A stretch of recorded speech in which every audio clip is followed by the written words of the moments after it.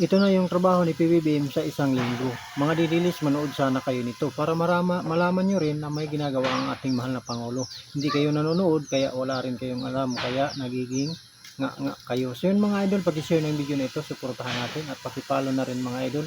Magandang araw at welcome sa Weekend Review. Mula sa pagpapalalim ng ugnayan sa mga kaalyado ng Pilipinas hanggang sa pamumuhunan sa edukasyon, enerhiya, agham at infrastruktura.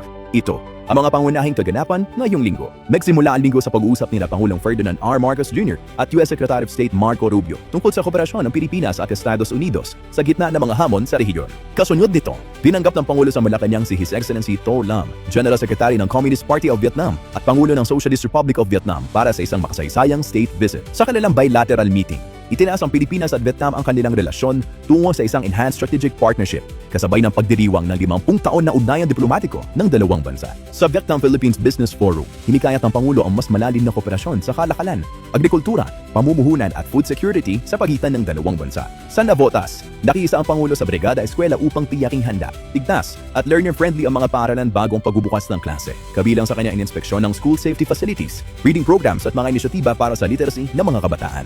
Sinundan ito ng ika-9 na pulong ng Philippine Space Council kung saan tinalakay ang mga programa magpapalakas sa kakayahan ng bansa sa satellite technology, disaster monitoring, telecommunications at space science. Nakipagkita ang Pangulo sa mahigit 4,000 batang Maynila Presidential Scholars. Sa ilalim ng programang Bawat Barangay Makikinabang, patuloy na pinalalawak ng pamahalaan ang suporta para sa edukasyon upang mas maraming kabataan ang makatapos ng kolehiyo at magkaroon ng mas magandang kinabukasan. Sa Malacanang, tinanggap din ng Pangulo ang Philippine Robotics National Team na nagbigay ng karangalan sa bansa sa mga international robotics competitions. Patunay ng talento at galing ng kabataang Pilipino sa larangan ng agham at teknolohiya. Sa Samar, ininspeksyon ng Pangulo ang rehabilitasyon ng Maharlika Highway sa pangunahing daanan na sa loob ng maraming taon ay naging sakit ng ulo ng mga motorista dahil sa mga sirang bahagi at lubak-lubak na kalsada. Sa pamamagitan ng rehabilitasyong ito, muli binibigyang buhay at isa sa pinakamahalagang daan ng bansa na nag-uugnay sa mga komunidad mula Luzon hanggang Mindanao upang maging mas ligtas, mas mabilis at mas maayos ang biyahe ng mga tao at paggalaw ng mga produkto. Mula Samar ay natuo siya sa Iloilo kung saan nakapagpulong siya sa mga lokal na opisyal ng Western Visayas at nag-turn over na may 333 milyong piso na tulong sa ilalim ng Social Civic Projects Fund para sa mga proyektong kailangan ng kanilang mga barangay. Sa hapon, nakiisa ang Pangulo sa pagtatapos ng West Visayas State University College of Law Class of 2026. Sa loob ng 4 na taon, naging profesor ng mga nagtapos si Unang Ginang Luis Araneta Marcos. Ngayon,